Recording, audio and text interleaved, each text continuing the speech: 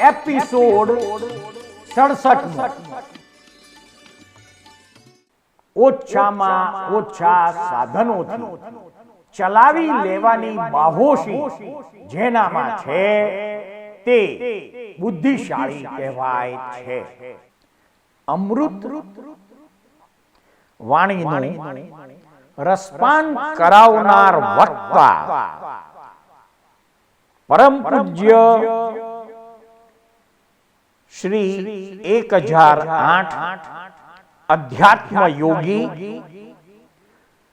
શ્રી કમલેશ કાંતિલાલ દવે યથા ઘટાકાસુ અંતઃ સ્થલ સુગંધેન ન લિપ્યતે તદત આત્મા સંપૃક્તો અપિ ન લિપ્યતે વિષય દોષે. જેવી રીતે ઘડામાં રહેલ આકાશ પર તેમાં રહેલ વાસની અસર થતી નથી, તેવી જ રીતે શુદ્ધ આત્મા ઉપર વિષય દોષોની અસર થતી નથી. રાવણને ઉન્મત્ત થઈ ગયેલો જોઈ વિભીષણ વિચાર કરવાને માટે અન્ય કુળ પ્રધાનોને બોલાવ્યા અને પછી વિભીષણે કુળમંત્રીઓને કીધું કે આપણો સ્વામી રાવણ અત્યંત કામાતુર થયો છે, એકલો કામદેવ જ ઘણો દુર્જય છે, તો પછી પરસ્ત્રીની ઈચ્છાથી તેને સહાય મળે તો પછી તેની વાત જ શી કરવી. તે કામના પ્રસંગથી લંકાપુરીનો સ્વામી અતિ બળવાન છતાં પણ તે અત્યંત દુઃખ સાગરમાં જ જલ્દીથી આવી પડી બળશે. મંત્રીઓ બોલ્યા, અમે તો નામના જ મંત્રીઓ છીએ, ખરેખર મંત્રી તો તમે જ છો, જેથી આપની આવી દૂરદર્શી દ્રષ્ટિ છે.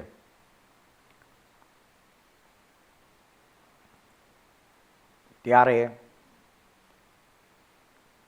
વિભીષણ સમજાવે છે કે હવે આપણે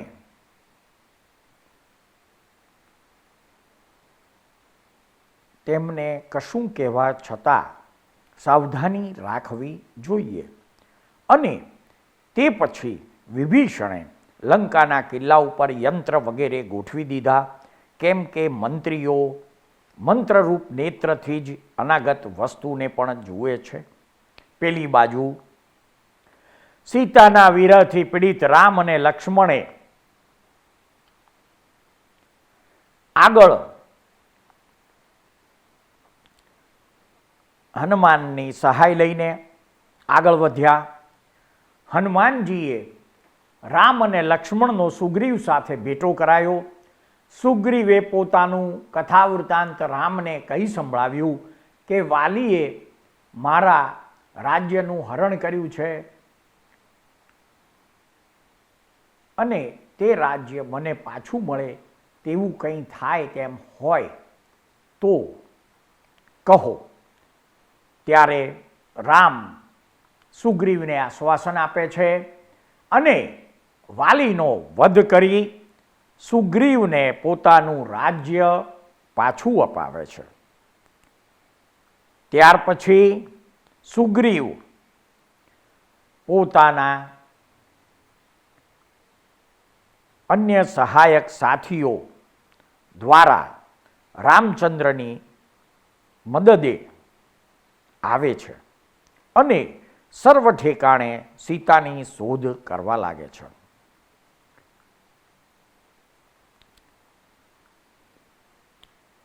સીતાનું હરણ થયાના સમાચાર સાંભળી ભામંડલ રામચંદ્રની પાસે આવ્યો અને અત્યંત દુઃખી થઈને ત્યાં જ રહ્યો. પોતાના સ્વામીના દુઃખથી પીડિત થયેલો વિરોધ મોટું સૈન્ય લઈને ત્યાં આવ્યો અને ચિરકાળના પેદલની જેમ તે પણ રામની સેવા કરતો સતો ત્યાં જ રહ્યો. સુગ્રીવ પોતે શોધ કરવા નીકળ્યો. તે અનુક્રમે કંબુદ્વીપમાં આવ્યો એટલે તેને દૂરથી જોઈને રત્નજટી વિચારવા લાગ્યો કે શું રાવણે મારા અપરાધને સંભાળી મારો વધ કરવા માટે તો આ મહાબાહુ વાનરપતિ સુગ્રીવને મોકલ્યો હશે? એ પરાક્રમી રાવણે પૂર્વે મારી સર્વ વિદ્યા હરી લીધી છે અને હવે આ વાનરપતિ મારા પ્રાણને હરી લેશે.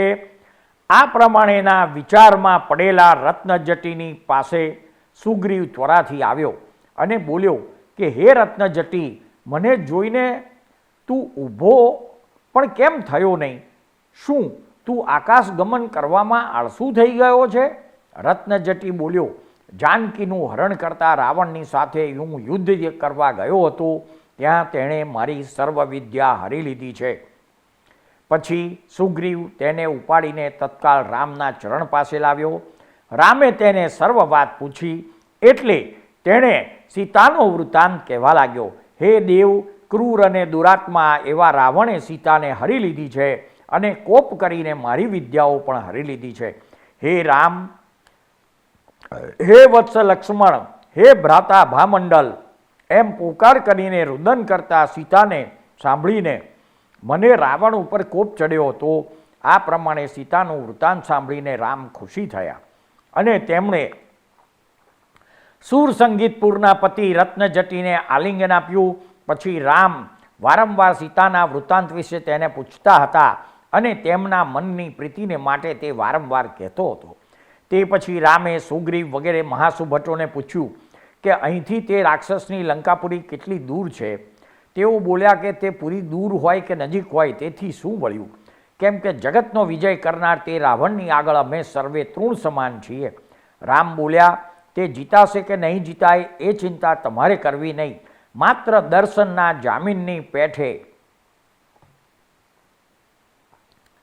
અમને તે બતાવો. પછી લક્ષ્મણે છોડેલા બાણો જેના ગળાના રુધિરનું પાન કરશે તેવા તે રાવણને જોવાથી તમે તેનું સામર્થ્ય થોડા સમયમાં જાણી લેશો.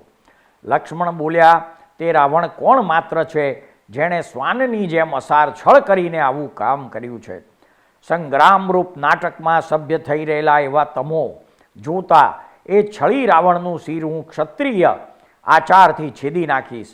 તે સમયે જામવાને કીધું કે તમારામાં તે સર્વ વાત ઘટે છે, પણ જે કોટીશિલાને ઉપાડશે તે રાવણને મારશે એવું અનલવીર્ય નામની જ્ઞાની સાધુએ કહેલું છે. તો અમારી પ્રતીતિને માટે તમે તે શિલા ઉપાડો. લક્ષ્મણે કહ્યું, બહુ સારું. એટલે લક્ષ્મણે ડાબા હાથ વડે કોટીશિલા હતી ત્યાં લક્ષ્મણને લઈ જાય છે. લક્ષ્મણે લતાની જેમ તે શિલાને ભુજાથી ઉપાડી. તત્કાળ દેવતાઓએ સાધુ સાધુ શબ્દ બોલીને આકાશમાંથી પુષ્પવરી કરી. તે જોઈને સર્વને પૂર્ણ પ્રતીતિ થઈ ગઈ કે તેઓ પૂર્વની જેમ લક્ષ્મણને આકાશ માર્ગે કિષ્કિંધામાં રામની પાસે લાવ્યા. ત્યાં વૃદ્ધ વાનર સમુદાય પણ બોલે છે કે જરૂર તમારાથી રાવણનો ક્ષય થશે, પણ નીતિવાન પુરુષોની એવી નીતિ છે કે પ્રથમ દૂતને મોકલવો જોઈએ. જો સંદેશો લઈ જનાર દૂતથી પ્રયોજન સિદ્ધ થાય તો પછી રાજાઓને પોતાનો ઉદ્યોગ કરવાની જરૂર નથી, પરંતુ કોઈ પરાક્રમી અને સમર્થ દૂતને ત્યાં મોકલવો, કારણ કે લંકાપુરીમાં પ્રવેશ કરવો અને નીકળવું તે ઘણું મુશ્કેલ છે. તે દૂત લંકામાં જઈ સીતાને પાછી અર્પણ કરવા માટે વિભીષણને કહેવું, કારણ કે રાક્ષસ કુળમાં તે ઘણો નીતિમાન પુરુષ છે. વિભીષણ સીતાને છોડી દેવા રાવણને કહેશે અને રાવણ જો તેની અવજ્ઞા કરશે તો તે તત્કાળ તમારી પાસે આવશે. આવી વૃદ્ધ કપિઓની સલાહને રામ સંમત થયા એટલે સુગ્રીવે હનુમાનને બોલાવ્યા. તેજથી સૂર્ય એવા હનુમાને તત્કાળ ત્યાં આવી સુગ્રીવ વગેરેથી વિટાઈ સભામાં બેઠેલા રામને પ્રણામ કર્યા. સુગ્રીવે રામને કહ્યું કે આ પવનંજયના વિનયપુત્ર હનુમાન વિપત્તિને વખતે અમારા બંધુ છે. સર્વ વિદ્યાધરોમાં તેના જેવો કોઈ નથી. તેથી હે સ્વામી, સીતાની શોધને માટે તેને જ આજ્ઞા આપો. તે વખતે હનુમાન બોલ્યા, મારા જેવા અનેક કપીઓ છે, પણ આ સુગ્રીવ રાજા મારી ઉપર સ્નેહને લીધે આમ કહે છે ગૌ ગવાક્ષ ગવય સરંભ ગંધમાદન નીલ દ્વિવિધ મૈંદ જાંબવાન અંગદ નલ અને બીજા ઘણા પરાક્રમી કપિઓ અહીં હાજર છે. તે સગળામાં હું પણ તમારું કાર્ય સાધવાને માટે હાજર છું. કહો તો રાક્ષસ દ્વીપ સહિત લંકાને ઉપાડીને અહીં લઈ આવું. કહો તો બાંધવ સહિત રાવણને બાંધીને અહીં લઈ આવું. રામ બોલ્યા, હે વીર હનુમાન, તારામાં એ સર્વ સંભવ છે, પરંતુ હમણાં તો તું લંકાપુરીએ જા અને ત્યાં સીતાની શોધ કર. આ મારી મુદ્રિકા એધાણીને માટે લઈ જા, તે સીતાને આપજે અને તેનો ચૂડામણી એધાણને માટે અહીં લાવજે. તેને મારો સંદેશો આ પ્રમાણે કહેજે કે હે દેવી, રામભદ્ર તમારા વિયોગથી અત્યંત પીડિત થઈ તમારું જ ધ્યાન કરે છે. હે જીવિતેશ્વરી, મારા વિયોગથી જીવિતનો ત્યાગ કરશો નહીં, કેમ કે થોડા સમયમાં તમે રાવણને લક્ષ્મણથી હણાયેલો જોશો. હનુમાને કહ્યું, એ પ્રભુ, જ્યાં સુધી તમારી આજ્ઞા પ્રમાણે કરીને હું લંકામાંથી પાછો આવું ત્યાં સુધી તમે અહીં જ રહેશો. આ પ્રમાણે કહી રામ ને નમસ્કાર કરી હનુમાન લંકા તરફ આકાશ માર્ગે ચાલ્યા. મહેન્દ્રગીરીના શિખર પર આવ્યા. ત્યાં પોતાના માતામહ મહેન્દ્ર રાજાનું મહેન્દ્રપુર પતન તેના જોવામાં આવ્યું. હનુમાને વિચાર્યું કે આ મારા માતામહનું નગર છે કે જેણે મારી નિરપરાધી માતાને કાઢી મૂકી હતી. આ પ્રમાણે પૂર્વ વાર્તા સંભાળી ક્રોધાયમાન થઈને તત્કાળ હનુમાને રણવાદ્ય વગાડ્યા, જેથી બ્રહ્માંડને ફોડી નાખે તેવો પ્રતિધ્વનિ દિશાઓમાં વ્યાપી ગયો. શત્રુનું આવું બળ જોઈને ઇન્દ્રના જેવા પરાક્રમવાળો મહેન્દ્ર રાજા પણ સૈન્ય સહિત યુદ્ધ કરવા માટે પોતાના નગરની બહાર આવ્યો.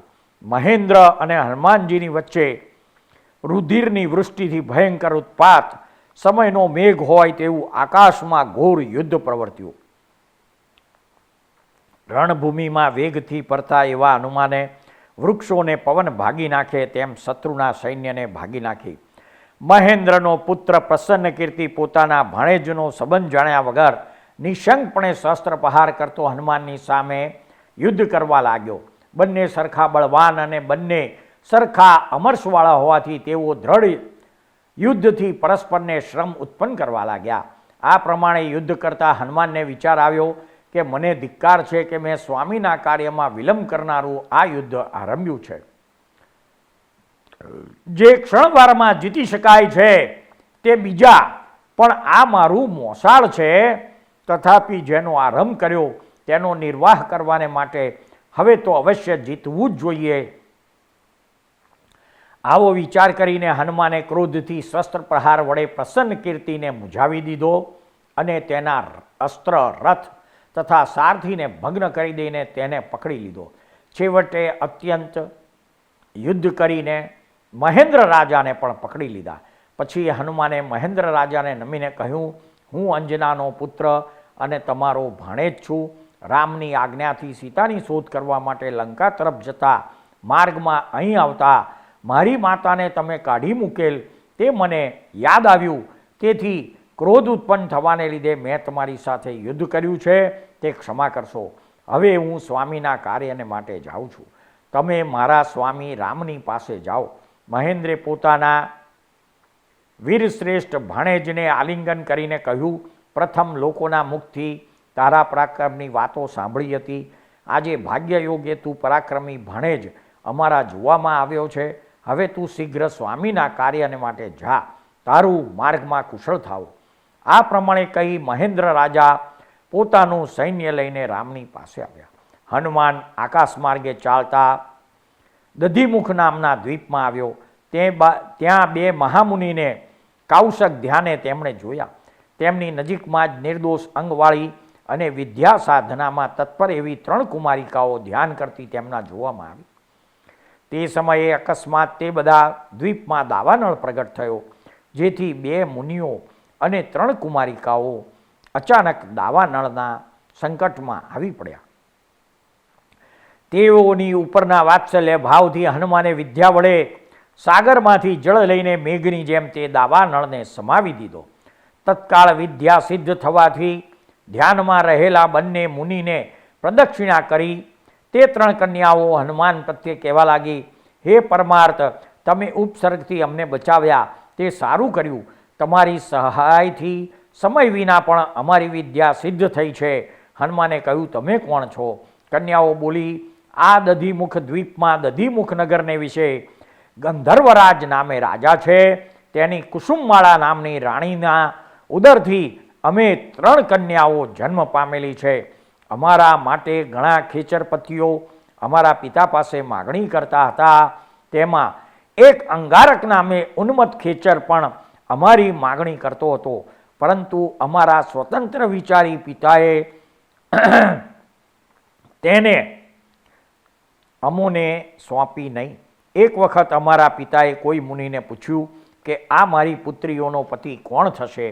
ત્યારે તેમણે કહ્યું કે જે સાહસગતિ વિદ્યાધરનો મારનાર થશે તે તારી પુત્રીઓનો પતિ થશે. પછી મુનિના તેવા વચનથી અમારા પિતા તેને શોધવા લાગ્યા, તથાપિ કોઈ ઠેકાણે તેનો પત્તો મળ્યો નહીં.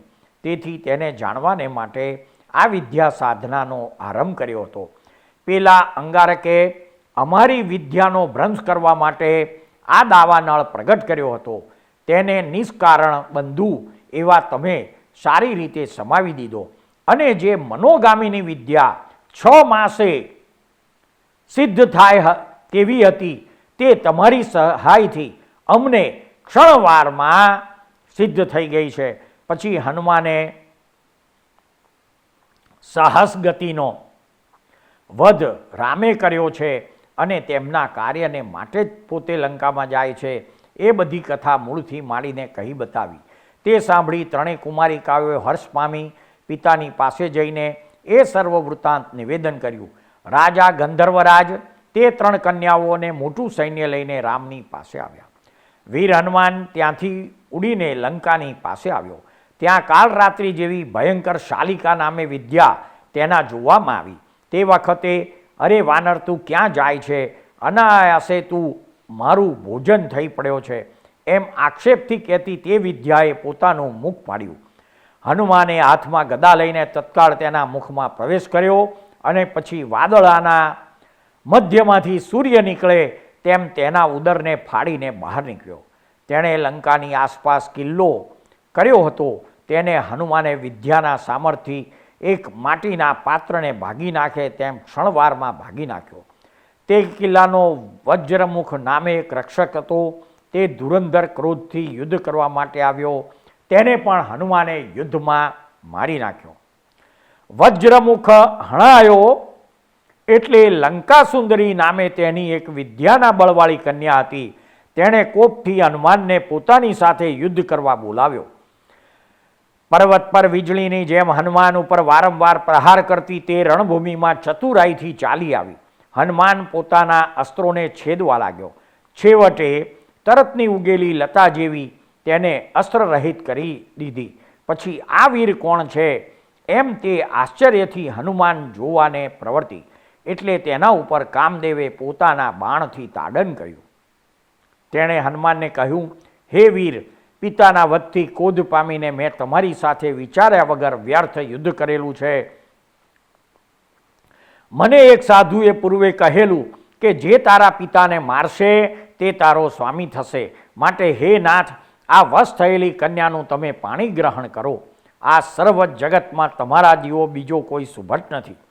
તેથી તમારા જેવા પતિ વડે હું સર્વ સ્ત્રીઓમાં ગર્વને ધરીશ. આ પ્રમાણે કહેતી તે વિનયવાળી કન્યાને હનુમાન હર્ષયુક્ત ચિત્તે ગાંધર્વ વિધિથી અનુરાગ સહિત પરણ્યો. તે સમયે આકાશ માર્ગમાં ફરવાના શ્રમથી જાણે સ્નાન કરવાને ઈચ્છતો હોય તેમ સૂર્ય પશ્ચિમ સમુદ્રમાં મગ્ન થઈ ગયો. પશ્ચિમ દિશાને ઉદ્દેશીને જતા એવા સૂર્યે સંધ્યા કાળના વાદળના મિશથી તેના વસ્ત્ર ખસેડ્યા હોય તેમ જણાવવા લાગ્યું. પશ્ચિમ દિશાની ઉપર અરુણ વાદળાની પરંપરા જાણે અસ્તકાળે સૂર્યને છોડીને તેજ જુદું રહ્યું હોય તેવી દેખાવા લાગી. મારો ત્યાગ કરીને આ નવીન રાગવાળો સૂર્ય હવે નવીન રાગવાળી પશ્ચિમ દિશાને સેવે છે. એવા અપમાનથી પ્રાચી દિશા ગ્લાનિ પામી ગઈ હોય તેમ દેખાવા લાગી. ક્રીડા સ્થાનોની પૃથ્વીનો ત્યાગ કરવાની પીડાને લીધે કોલહાલના મિક્સથી પક્ષીઓ આક્રંદ કરવા લાગ્યા. રજસ્વલા થયેલી લલના પોતાના પ્યારા પતિથી દૂર થવાને લીધે જેમ ગ્લાનિ પામે તેમ રાક ચક્રવાકી પતિના વિયોગથી ગ્લાનિ પામવા લાગી. પતિના જવાથી પતિવ્રતા સ્ત્રીની જેમ સૂર્યરૂપ પતિ અસ્ત થતાં પદ્મિનીએ પોતાના મુખનો સંકોચ કર્યો. વાયવ્ય સ્નાનની પ્રાપ્તિથી હર્ષ પામતા બ્રાહ્મણોએ વંદના કરેલી ગાયો પોતાના વાછરડાને મળવાને ઉત્કિંઠ થઈ સત્વર વનમાંથી પાછી વળી. આમ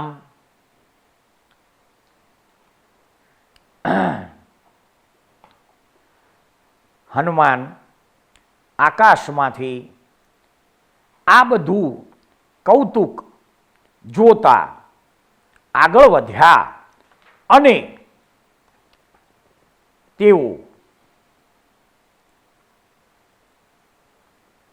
લંકા સુંદરીની સાથે ક્રીડા કરતા હનુમાને રાત્રિ નિર્ગમન કરી. પ્રાતઃકાળે ઇન્દ્રની પૂર્વ દિશાને મંડન કરતો સૂર્ય સુવર્ણસૂત્ર જેવા કિરણો વડે ઉદય પામ્યો. સૂર્યના કિરણોએ અવ્યાહાત રીતે પડીને વિકસિત પોયણીને સ્વપ્નવાળી કરી દીધી. જાગ્રત થયેલી રમણીઓએ છોડી દીધેલા મુકુટના પુષ્પો કેશપાસના વિયોગને લીધે ભ્રમરના નાદના મીશથી રુદન કરવા લાગ્યા. ત્યાર પછી હનુમાન લંકા સુંદરીની સુંદર વચનોથી રજા લઈ લંકા નગરમાં પેઠા. પ્રથમ બળના ધામરૂપ હનુમાને શત્રુઓના સુભટોને ભયંકર એવા વિભીષણના ઘરમાં પ્રવેશ કર્યો. વિભીષણે સત્કાર કરીને હનુમાનને આવવાનું કારણ પૂછ્યું એટલે હનુમાને આ પ્રમાણે સારરૂપ ગંભીર વચન કરતા કહ્યું, તમે રાવણના બંધુ છો, તેથી શુભ પરિણામનો વિચાર કરીને તેણે હરણ કરેલી રામની પત્ની સતી સીતાને તેની પાસેથી છોડાવો. તમારા ભાઈ જો કે બળવાન છે તો પણ તેમણે કરેલું રામની પત્નીનું હરણ માત્ર પરલોકમાં જ નહીં પરંતુ આ લોકમાં પણ દુઃખદાયક છે. વિભીષણ બોલ્યા, હે હનુમાન, તમે બરાબર કહો છો. પ્રથમથી જ સીતાને છોડી દેવા માટે મેં મારા જ્યેષ્ઠ બંધુને કહ્યું હતું અને ફરીવાર પણ હું આગ્રહથી મારા બાંધવને પ્રાર્થના કરીશ કે જેથી કરી તે ફરીથી મારા વચનથી સીતાને છોડી દે. આ પ્રમાણે વિભીષણે કહ્યું એટલે હનુમાન ત્યાંથી આકાશ માર્ગે સીતાને જ્યાં રાખેલા હતા તે દેવરમણ ઉદ્યાનમાં આવ્યા. ત્યાં અશોક વૃક્ષની નીચે બેઠેલા સીતાજીને હનુમાનજીએ જોયા. પછી ત્યાં હનુમાનજીએ વિચાર્યું, અહો, આ સીતા મહાસતી છે, તેમના દર્શન માત્રથી જ લોકો પવિત્ર થઈ જાય તેમ છે. આ મહાસતીનો વિરહ રામને પીડા આપે છે તે ઘટે જ છે, કેમ કે આવી રૂપવાન સુશીલ અને પવિત્ર પત્ની કોઈક પુરુષને જ પ્રાપ્ત થાય છે. આ રાંક રાવણ રામના પ્રતાપથી અને પોતાના ઘણા પાપથી એ બંને કારણોથી જરૂર પતિત થશે. પછી હનુમાને વિદ્યાથી અદૃશ્ય થઈ સાથે લાવેલી રામચંદ્રની મુદ્રિકા સીતાના ઉત્સંગમાં નાખી. તે જોઈ સીતા હર્ષ પામ્યા. તેમને હર્ષિત થયેલા જોઈ તત્કાળ ત્રિજટાએ રાવણ પાસે જઈને કીધું કે સીતા આટલો વખત ખેદ પામેલા હતા પરંતુ આજે આનંદમાં આવેલા છે. રાવણે મંદોદરીને કહ્યું કે હું માનું છું કે હવે સીતા રામને ભૂલી છે અને જરૂર મારી સાથે ક્રીડા કરવાને માટે ઈચ્છે છે, માટે તું જઈને તેને સમજાવ. પતિના આવા વચનથી મંદોદરી પતિનું દૂતીપણું કરવાને માટે પાછી સીતાને લોભાવવા ત્યાં ગઈ અને અતિ વિનિત થઈને સીતાને કહ્યું, રાવણ અદ્વૈત ઐશ્વર્ય અને સૌંદર્યથી ઉત્તમ છે અને રૂપ તથા લાવણ્યની સંપત્તિથી તમે પણ તેને યોગ્ય જ છો. જો કે મૂર્ખ દેવે તમારો યોગ્ય સંયોગ કર્યો નહીં, પણ હવે તો યોગ પ્રાપ્ત થાઓ. હે જાનકી પાસે જઈને ભજવા યોગ્ય રાવણ ઉલટા તમને ભજવા તત્પર છે. માટે તમે તેને ભજો. હું અને તેની બીજી પત્નીઓ તમારી આજ્ઞાને ધારણ કરીશું. સીતા બોલ્યા, રે પતિના દૂતીપણાને કરનારી પાપીણી, હે દુર્મુખી, તારા પતિની જેમ તારું મુખ પણ કોણ જુએ? રે દુષ્ટે, બાંધવ સહિત તારા પતિને ખર પ્રમુખ રાક્ષસોની જેમ મારવા માટે લક્ષ્મણ અહીં આવેલા જ જાણજે, અને મને રામની પાસે રહેલી જ જાણજે. રે પાપિષ્ટે, અહીંથી ઉઠી જા. હવે હું તારી સાથે બોલવા ઈચ્છતી નથી. આવી રીતે સીતાએ જ્યારે તિરસ્કાર કર્યો ત્યારે મંદોદરી ક્રોધ કરીને ત્યાંથી ચાલી ગઈ. તેના ગયા પછી તરત જ હનુમાન પ્રગટ થયો અને સીતાને નમસ્કાર કરી અંજલિ જોડીને તેણે કહ્યું કે હે દેવી, સારે ભાગ્યે રામ લક્ષ્મણ સહિત જય પામે છે. તમારી શોધ લેવાને માટે રામની આજ્ઞાથી હું અહીં આવેલો છું. મારા ત્યાં ગયા પછી રામ શત્રુઓને મારવાને માટે અહીં આવશે. સીતા નેત્રમાં અશ્રુ લાવીને બોલ્યા, હે વીર, તમે કોણ છો? આ દુર્લભ્ય સમુદ્રને સી રીતે ઓળંગીને અહીં આવ્યા? મારા પ્રાણનાથ લક્ષ્મણની સાથે ખુશીમાં છે. તમે ક્યાં જોયા હતા? વગેરે. હનુમાન બોલ્યા, પવનંજય અને અંજનાનો હનુમાન નામે હું પુત્ર છું. આકાશગામીની વિદ્યાથી મેં સમુદ્રનું ઉલ્લંઘન કર્યું છે. તેના શત્રુનો નાશ કરી આપવા વડે સર્વ વાનરોના અધિપતિ સુગ્રીવને પોતાના પાળાતુલ્ય કરી રામ લક્ષ્મણ સાથે કિષ્કિંધાપુરીમાં રહેલા છે. દાવા નળ વડે ગિરિની જેમ બીજાઓને તપાવતા રામ તમારા વિયોગથી રાત દિવસ પરિતાપ પામ્યા કરે છે. હે સ્વામિની, ગાયના વિરહથી વાછરડાની જેમ તમારા વિરહથી પીડિત એવા લક્ષ્મણ નિરંતર દિશાઓને શૂન્ય જોતા સત્તા ક્યારે પણ સુખ પામતા નથી. ક્ષણવાર શોકમાં અને ક્ષણવાર ક્રોધમાં રહેતા તમારા પતિ અને દિયર, જો કે સુગ્રીવ તેમને વારંવાર આશ્વાસન આપે છે, તથાપિ કિંચિત પણ સુખ પામતા નથી. હે દેવી, તમારી શોધ મેળવવા માટે સુગ્રીવે મને બતાવ્યો, એટલે રામચંદ્રે પોતાની વીંટી તમને અભિજ્ઞાન તરીકે આપવા માટે મને આપી. તમારી પાસેનું ચૂડામણીનું અભિજ્ઞાન લાવવાને મને કહેલું છે. તે જોવાથી રામને મારી અહીં આવવાની પ્રવૃત્તિ આવશે. આ પ્રમાણે રામનો વૃત્તાંત સાંભળતા હર્ષથી અને હનુમાનના આગ્રહથી 21 અહોરાત્રિને અંતે તે દિવસે સીતાએ ભોજન કર્યું. પછી સીતા બોલ્યા, હે વત્સે, આ મારો ચૂડામણી એધાણી લઈને તું હવે સત્વર અહીંથી ચાલ્યો જા. અહીં વધારે રહેવાથી તને ઉપદ્રવ થશે. તને અહીં આવેલો જાણશે તો તે ક્રૂર રાક્ષસ યમરાજની જેમ જરૂર તને મારી નાખવાને માટે આવશે. સીતાના આવા વચન સાંભળી હનુમાન કિંચિત હસી અંજલિ જોડીને વિનયથી બોલ્યો, હે માતા, તમે મારી ઉપરના વાત્સલ્ય ભાવથી ભય પામીને આમ બોલો છો, પરંતુ 3 જગતને જીતનાર રામ લક્ષ્મણનો હું દૂત છું. મારી આગળ સૈન્ય સહિત બિચારો એ રાવણ કોણ માત્ર છે? હે સ્વામિની, કહો તો સૈન્ય સહિત રાવણનો પરાભવ કરી તમને મારા સ્કંદ ઉપર બેસાડીને હું મારા સ્વામી રામની પાસે લઈ જાઉં. સીતા હસીને બોલ્યા, હે ભદ્ર, તમે પોતાના સ્વામી રામભદ્રને લજાવશો નહીં, એવો મને તમારા વચનથી નિશ્ચય થાય છે. રામ અને વાસુદેવના દૂત એવા તમારામાં તે સર્વ બાબત સંભવે છે, પરંતુ મારે જરા પણ પરપુરુષનો પરિચય યોગ્ય નથી. માટે તમે હવે સત્વર જાઓ. તમે અહીં સર્વ કાર્ય કર્યું છે અને તમારા જવા પછી જ આર્યપુત્ર રામ જે ઉદ્યોગ કરવા યોગ્ય હશે તે કરવા માંડશે. હનુમાન બોલ્યા, દેવી, હવે હું ત્યાં જ જાઉં છું, પણ રાક્ષસોને જરા મારું પરાક્રમ બતાવતો જઈશ. આ રાવણ પોતાના આત્માને સર્વત્ર વિજયવંત માને છે, તે બીજાના પરાક્રમને માનતો નથી. તેથી હું રામના દૂતના પરાક્રમને ભલે જાણી લે. આવા તેના પરાક્રમના વચન સાંભળી બહુ સારું એમ કહી સીતાએ તેને પોતાનો ચૂડામણી આપ્યો. એટલે તે ચૂડામણી લઈ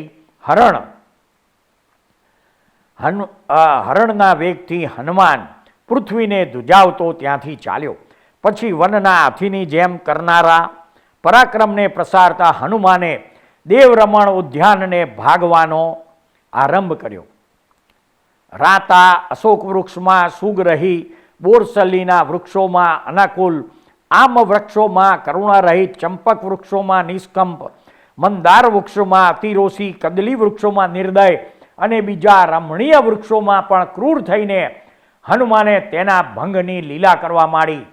તે જોતા જ તે ઉદ્યાનના 4 દ્વારના 4 દ્વારપાળો થઈને રહેલા રાક્ષસો હાથમાં મુદગર લઈને તેને મારવા માટે દોડી આવ્યા.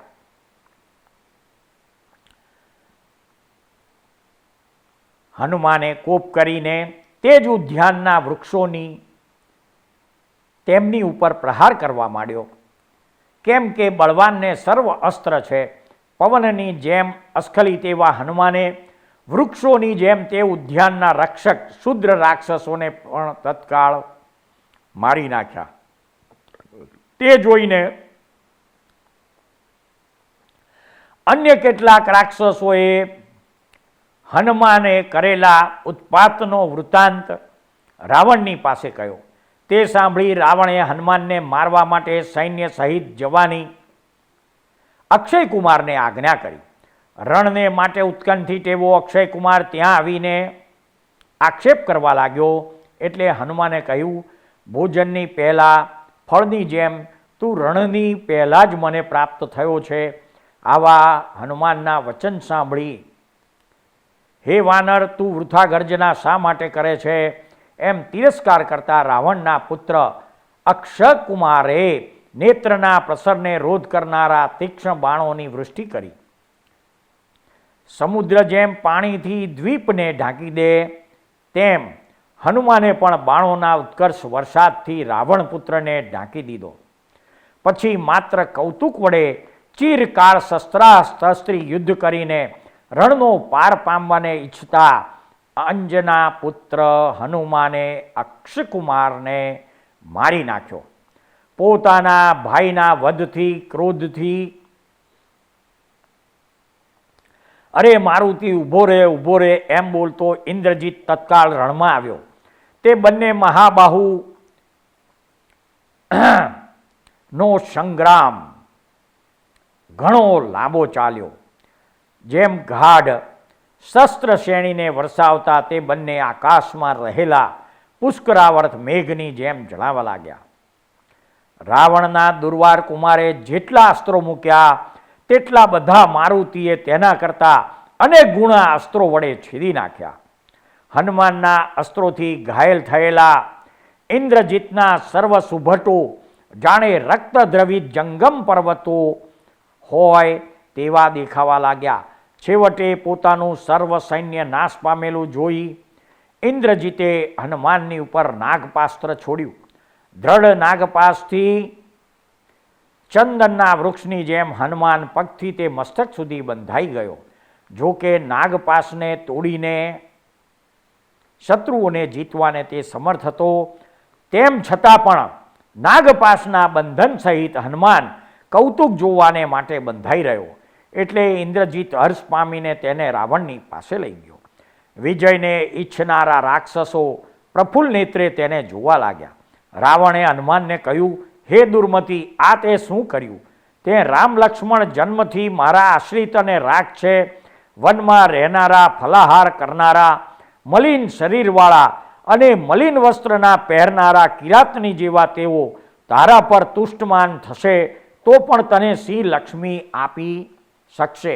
હે મંદબુદ્ધિ, તે રામ લક્ષ્મણના કહેવાથી તું શું જોઈને અહીં આવ્યો કે જેથી અહીં આવતા જ તું પ્રાણ સંશયમાં આવી પડ્યો એવી તે મૂર્ખામી કરી છે.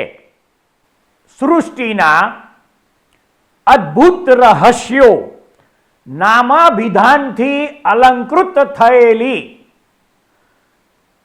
ધારાવાહિક કથા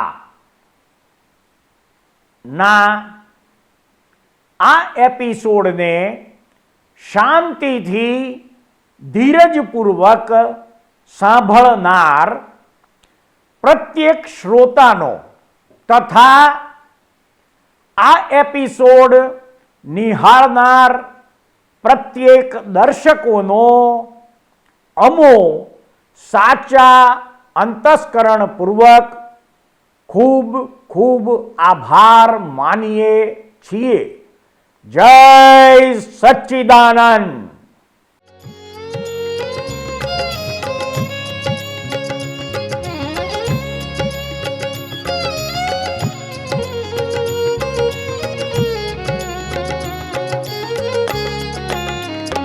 तीर्थंकर विहरमान शत शत कोटि प्रणाम.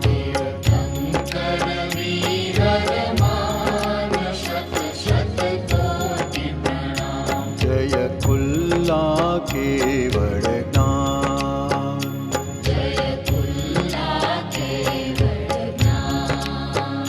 तीर्थंकर विहरमान शत शत कोटि प्रणाम.